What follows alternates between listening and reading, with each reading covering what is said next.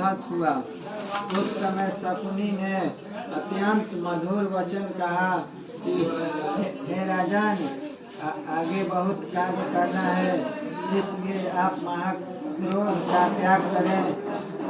राजेंद्र, यज्ञशाला से अपने घर चलने के लिए उठिए। तब ऐसा ही सही यह कहकर राजा दुर्योधन राजाओं के साथ पहले हस्तिनापुर जाकर राजा पांडु के श्रेष्ठ पुत्र युधिष्ठिर, भीमसेन, अर्जुन आदि को बुलाकर अपने राज्य में प्रसन्न होकर जुआ खेलने लगा। उस जुए में नहीं है छल, जिनमें ऐसे पांडवों का संपूर्ण धन और राज्याधिक जीत लिए। तदंतर भ्राताओं सहित युधिष्ठिर महान विपत्तियों को प्राप्त हो जंगल के बीच पंचर जो भीलादिक उनके सदृश रहने वाले पांडवों के इस समाचार को सुनकर श्री कृष्ण वहाँ गए। सूत जी ने सौनाकदिक ऋषियों से कहा कि दुख से अत्यंत दुर्बल पांडव लोग वन में रहते थे। महात्मा श्री कृष्ण चंद्र को देखकर कर्म से पूजा अधिक और प्रणाम कर राजा युधिष्ठिर बोले, हे प्रभु, भाइयों सहित हमको यह दारुण दुख प्राप्त हुआ है। इस दुख रूपी सागर से हम कैसे छुटकारा पाएंगे, सो कहिए हम कौन से उत्तम देवता का पूजन करें अथवा कौन सा व्रत करें जिससे हमको राज्य मिले। हमारा हित तो आप ही के कृपा से होगा। ऐसा सुनकर श्री कृष्ण भगवान बोले, हे युधिष्ठिर, पुरुषों और स्त्रियों के समस्त पापों को नष्ट करने वाला अत्यंत उत्तम एक अनंत नामक व्रत है, जो भाद्रपद मास के शुक्ल पक्ष की चतुर्दशी तिथि को होता है। उस व्रत के अनुष्ठान मात्र से संपूर्ण पापों का नाश हो जाता है। ऐसा सुनकर राजा युधिष्ठिर ने कहा कि हे वासुदेव, आपने जो अनंत व्रत कहा सो क्या शेषनाग का अथवा अनंत नाम के नक्षत्र का व्रत है, या अनंत परब्रह्म या ब्रह्म का यह व्रत है? हे केशव, यह अनंत किस देवता का नाम है, सो सत्य सत्य कहिए। ऐसा सुनकर श्री कृष्ण भगवान बोले, हे धर्मराज, अनंत हमारा ही नाम है, इससे हमारा ही स्वरूप जानो। सूर्य आदि जितने देवता हैं और कालादिक जो कहे जाते हैं सब हमको ही जानो, और कला, काष्ठा, मुहूर्त आदि दिन रात्रि तथा यह सब जितने शरीरवान प्राणी हैं तथा पक्ष, मास, ऋतु, वर्ष, युग और कालादि की व्यवस्था सब मुझी को जानो। यह जो मैंने कालादि कहा है वह इस अनंत नाम से प्रसिद्ध है। वहीं मैं भूमि का भार अल्प करने के लिए इस समय कृष्ण नाम से अवतरित हूँ। दानों का नाश तथा साधु पुरुषों की रक्षा के निमित्त मुझे वासुदेव के कुल में भी उत्पन्न जानो। आदि अंत मध्य जिसका नहीं है, ऐसे कृष्ण, विष्णु, शिव, वैकुंठ, सूर्य, चंद्र, सर्वत्र व्यापक ईश्वर मुझको जानो। हे युधिष्ठिर, नहीं है उत्तम जिससे ऐसा विश्व रूप जो योगी लोगों से ध्यान किया गया है, वह संपूर्ण रूप वाले अनंत हम ही हैं, जिससे 14 इंद्र, 8 वसु, 12 सूर्य, 11 रुद्र, 7 ऋषि, 7 समुद्र तथा वृक्षादि सहित संपूर्ण पर्वत हम ही को जानो, और 27 नक्षत्र, 10 दिशाएं, पृथ्वी, 7 पताल तथा भूर्वादिक 7 स्वर्ग, यह सब हम ही हैं। इस विषय में कुछ भी संदेह न करो। ऐसा वचन सुनकर राजा युधिष्ठिर बोले, हे सर्वव्यापी भगवान, अनंत व्रत का महात्म्य तथा विधि कहिए। अनंत व्रत का अनुष्ठान करने वाले प्राणी को क्या पुण्य और क्या फल मिलता है वह भी कहिए। पूर्व काल में यह अनंत व्रत किसने किया और मृत्युलोक में किसने प्रकाशित किया, कृपया यह सब विस्तार पूर्वक हमसे कहिए। युधिष्ठिर का ऐसा वचन सुनकर भगवान श्री कृष्ण बोले, सतयुग में सुमंत नाम का एक ब्राह्मण था। उसने वशिष्ठ गोत्र में उत्पन्न सुंदर दीक्षा नाम के भृगु ऋषि की कन्या के साथ वेदोक्त विधि से विवाह किया। हे राजन, दीक्षा नाम की स्त्री से समय पाकर अनेक सुंदर लक्षणों से युक्त एक कन्या उत्पन्न हुई। वह शीला नाम की अत्यंत सुशीला कन्या पिता के घर पलने बढ़ने लगी। उसकी पतिव्रता माता कालज्वर के दाह से दुखी हो और नदी के जल में प्राण त्याग कर स्वर्ग को चली गई। तदंतर उस सुमंतु नामक ब्राह्मण ने धर्म नाम की एक दुखशीला नाम की कन्या से विधि विधान पूर्वक विवाह किया।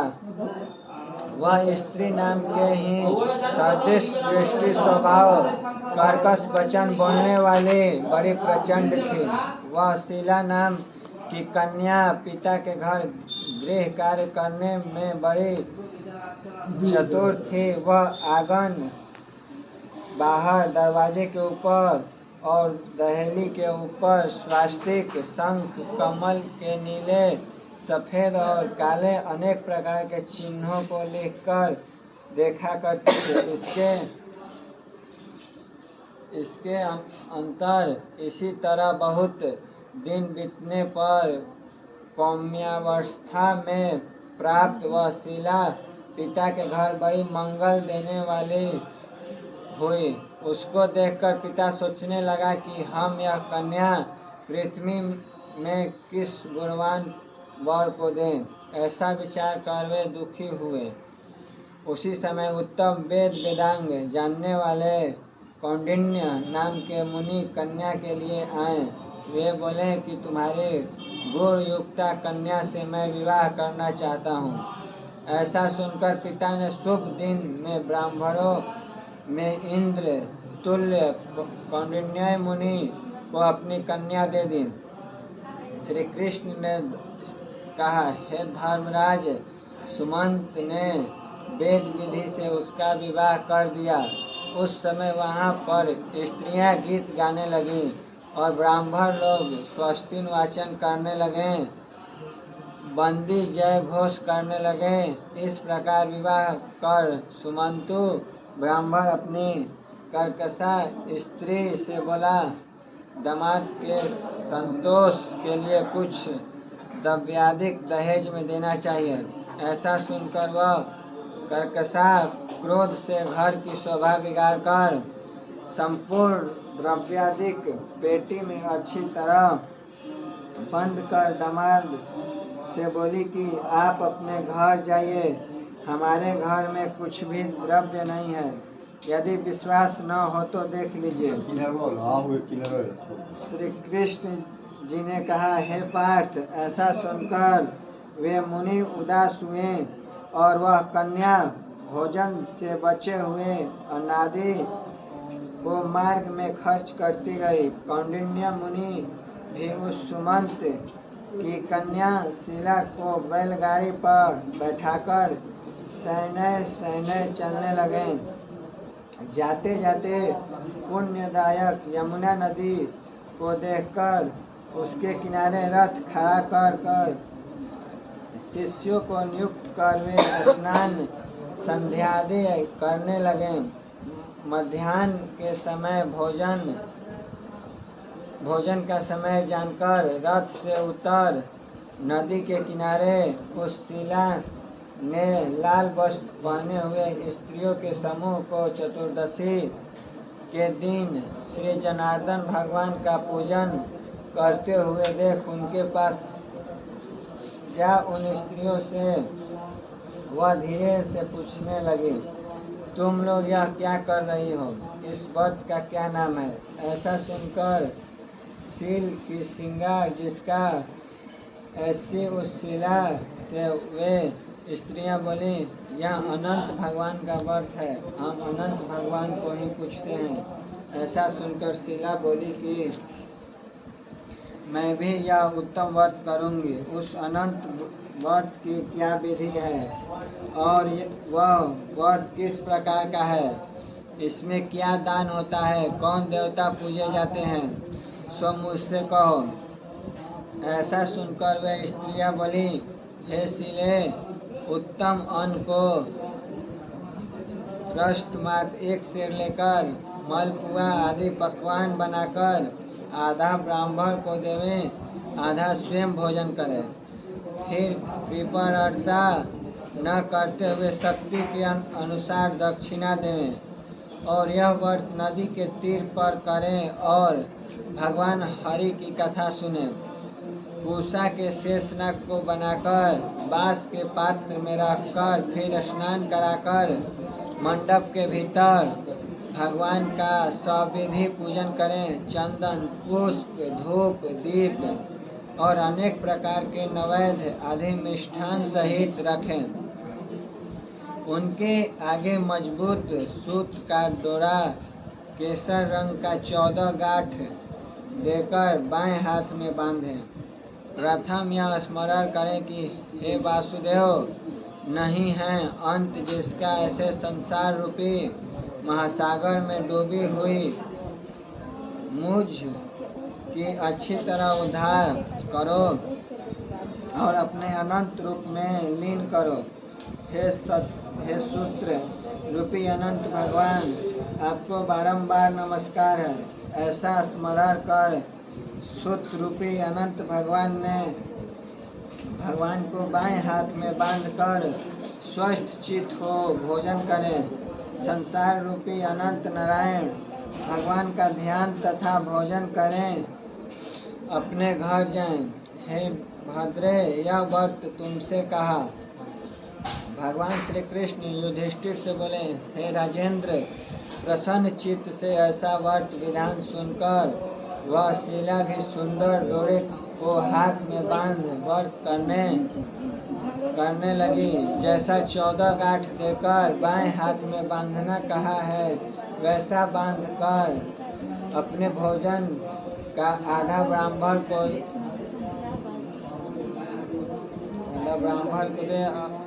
दे, अवशिष्ट स्वयं खाकर फिर प्रसन्न हो पति के साथ बैलगाड़ी द्वारा अपने घर को गई। तब से उसका शुभ सपनों पर विश्वास हो गया।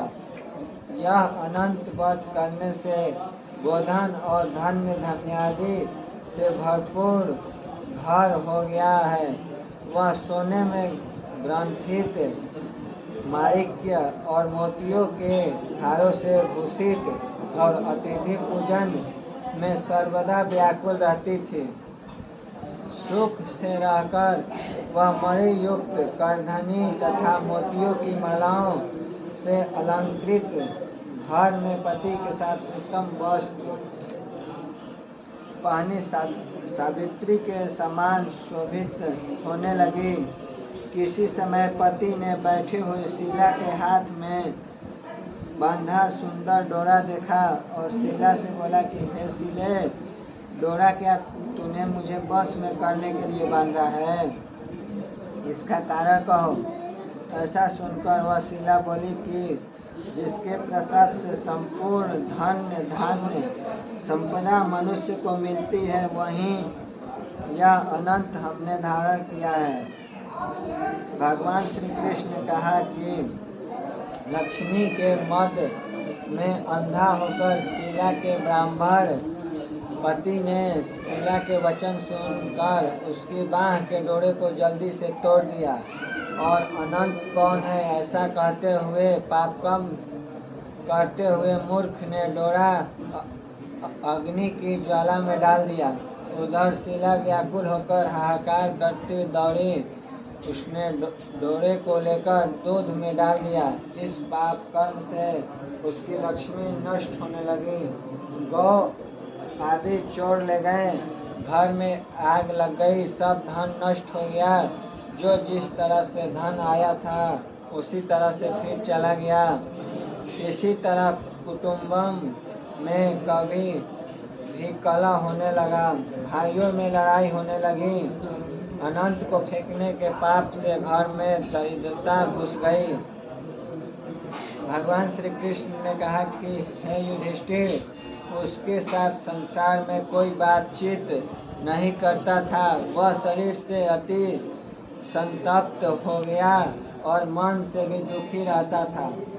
बड़े भारी दुख को पाकर कौंडिन्य मुनि ने अपनी पति शीला से कहा, हे शीले, एकाएक उत्पन्न इस शोक के कारण मैं दुखी हो गया हूँ और मेरा संपूर्ण धन नष्ट हो गया है। स्वजनों से कलह होता है और मुझसे कोई बात नहीं करता है। शरीर में नित्य जौवर आदि पाप रहते हैं। चित्त में बड़ा ही खेद होता है। इसका क्या कारण है तुम जानती हो तो कहो, क्या उपाय है जिससे मेरा भाग्य अच्छा हो। ऐसा सुनकर शील ही है आभूषण जिसका ऐसे सुंदर स्वभाव वाली शीला पति से बोली कि अनंत फेंकने के पाप कर्म से यह सब हुआ है। हे महाभाग, उसके लिए उपाय करें तब फिर सब ठीक हो जाएगा। ऐसा उसके कहने से वह ब्राह्मण मन से हरि भगवान की शरण में गया। इसके अनंतर पर कौंडिन्य मुनि खेद को प्राप्त हो वन को गए। वहाँ के उत्तम ब्राह्मण वायु का भक्षण कर तप करने की इच्छा से उस परमेश्वर का ध्यान करते हुए सोचने लगे कि जिसके प्रसाद से मुझे धनाधिक मिला है और उसके अपमान करने से मैं निर्धन होकर कष्ट को प्राप्त हो गया है। मुझको अतिशय सुख दुख देने वाला धनाधिक हुआ। ऐसा चिंतन करते हुए गहन वन में घूमने लगे। वहीं पर फला फूला एक आम का वृक्ष देखा। वह ऐसा था कि जिस पर एक भी पक्षी नहीं थी और करोड़ों कीड़े थे। उसने आम के वृक्ष से पूछा, कहीं अनंत भगवान को देखा हो तो हे सौम्य कहो, मेरे चित्त में अतिशय दुख है। यह सुनकर वह आम का वृक्ष बोला, हे ब्राह्मण, मैं अनंत भगवान को नहीं देखा है। यह सुनकर वह दुखी होकर चल दिया और अनंत भगवान को कहाँ देखेंगे, ऐसा विचार करता हुआ इधर उधर घूमने लगा। इतने में बछड़े सहित एक गौ को देखा जो वन के मध्य में इधर उधर दौड़ रही थी। भगवान श्री कृष्ण ने कहा, हे पांडव, वह ब्राह्मण गौ से बोला कि तुमने अनंत भगवान को देखा हो तो बताओ। उसके बाद गौ भी बोली कि हे कौंडिन्य, मैं अनंत भगवान को नहीं जानती हूँ। उसके बाद आगे जाकर घास पर बैठे हुए एक वृषभ को देखकर उससे पूछा कि हे गौपति, तुमने अनंत भगवान को देखा है। बैल बोला कि मैंने अनंत भगवान को नहीं देखा है। उसके बाद आगे जाकर बड़ी सुंदर दो पुष्करणियों को देखा। उन बावलियों का जल इसमें से उसमें आता जाता हुआ अनेक प्रकार का कल्लोल करता और कमल, कल्हार, कुमुदिनी आदि के पत्तों से युक्त होकर शोभयान हो रहा है। भ्रमर, हंस, चकोर, बगुलादि पक्षियों से सेवित उस पानी को देख ब्राह्मण ने उन दोनों पुष्करणियों से पूछा कि तुम लोगों ने अनंत भगवान को कहीं देखा है। यह सुनकर वे दोनों पुष्करणियां बोली कि हे द्विज, हमने अनंत भगवान को नहीं देखा। आगे जाकर उसी तरह एक हाथी और एक गंधर्व देखा। उन दोनों से भी ब्राह्मण पूछा कि क्या आप लोगों ने कहीं अनंत भगवान को देखा है। ऐसा पूछकर ब्राह्मण निराश हो उस जगह बैठ गया। हे राजन, यह कौंडिन्य जीवन से निराश हो बड़ा विकल होता हुआ बहुत गर्म ऊर्ध्वास लेकर भूमि पर गिर पड़ा। फिर वह ब्राह्मण होश में आकर, हे अनंत, ऐसा कहते कहते उठकर चित्त में यह निश्चय करता हुआ कि अब मैं जरूर प्राण त्याग कर दूंगा। भगवान श्री कृष्ण ने कहा, हे धर्मराज, उस ब्राह्मण ने प्राण देने के लिए वृक्ष में फांसी लगा ली। उसी समय दर्याद्र हृदय अनंत भगवान भी प्रत्यक्ष हो एक वृद्ध ब्राह्मण का रूप धारण कर बोले कि यहाँ आओ, और उस कौंडिन्य का हाथ पकड़कर गुफा में ले गए।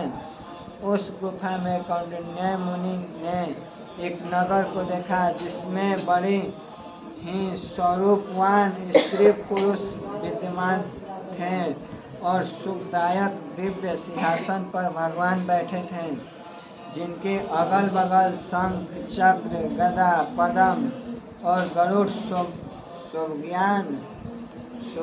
शोभ्यागान हो रहे थे। कौस्तुभाम्बरी धारण किए, वनमाला आदि अनेक प्रकार के आभूषण धारण किए हुए विश्वरूप अनंत भगवान को उस कौंडिन्य मुनि ने देखा। अतिशय प्रकाशमान स्वरूप वाले भगवान को देखकर उनके आगे उच्च स्वर से बोला कि हे प्रभु, आपकी जय हो।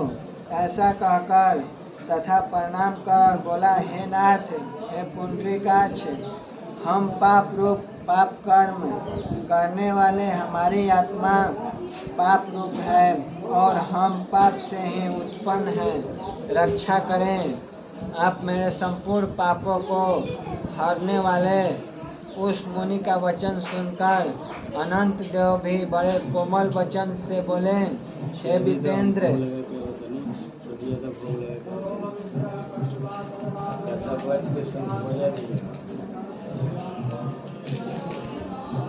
हे विपेंद्र, मत डरो, जो तुम्हारे मन में हो कहो। ऐसा सुनकर कौंडिन्य ऋषि बोले, हे प्रभु, मैंने धन से उन्मत्त हो अनंत का डोरा तोड़ दिया। उस पाप कर्म से मेरा धन नष्ट हो गया। घर में अपने कुटुंबियों से कलह होता है, जिस प्रकार मुझसे कोई भी नहीं बोलता। इस तरह दुखी हो आपके दर्शन की इच्छा कर मैं वनों में भटक रहा हूँ। हे देवेंद्र, आपने कृपा कर अपना दर्शन दिया। आप मुझ पर दया करके उस पाप की शांति का उपाय कहिए। श्री कृष्ण महाराज बोले, हे युधिष्ठिर, भक्त से प्रसन्न हो देवता क्या नहीं देते। ऐसा उत्तम ब्राह्मण का वचन सुनकर अनंत भगवान कहते हैं, हे कौंडिन्य, तुम विलंब मत करो, अपने घर जाओ और भक्ति से 14 वर्ष तक अनंत का व्रत करो। इससे संपूर्ण पापों से छुटकारा, पुत्र पौत्र का उत्पन्न कर तुम इच्छित भोगों को भोग उत्तम सिद्धि को प्राप्त करोगे। अंत में मेरा स्मरण कर मुझको बिना संदेह प्राप्त कर सकोगे। इस संपूर्ण लोकों के कल्याण के लिए तुमको वरदान देते हैं। यह शिला का अनंत वज्राधिक श्रेष्ठ आख्यान और कल्याण करने वाले अनंत व्रत जो प्राणी सुनकर किया करेंगे, वे शीघ्र पापों से छूटकर परम गति को प्राप्त होंगे। अनंत देव ने कहा कि हे ब्राह्मण, मेरे पास जिस मार्ग से तुम यहाँ आए हो उसी मार्ग से जल्दी से घर को जाओ। ऐसा सुनकर कौंडिन्य मुनि बोले, हे स्वामी, मैं जो पूछता हूँ सो बताइए। जंगल में घूमते घूमते मैंने कुछ कौतुक देखा। हे जगत गुरु, वह कहो, वह आम का वृक्ष कौन था, वह गौ कौन थी, वह वृषभ कौन था, और कमल कुमुद पहाड़ से सुशोभित परम सुंदर बड़े जंगल में मैंने 2 पुष्करनियाँ देखी हैं, सो क्या थी। वह गदहा कौन था, वह हाथी कौन था, और उत्तम वृद्ध ब्राह्मण कौन था। अनंत देव बोले कि वह आम का वृक्ष वेद विद्या को अच्छी तरह जानने वाला ब्राह्मण था।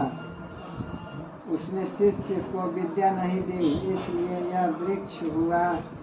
और जो गौ देखी थे वह बीज को खाने वाली पृथ्वी थी, और जो घास पर दुर्गा देखा था वह सत्यनारायण धाम था।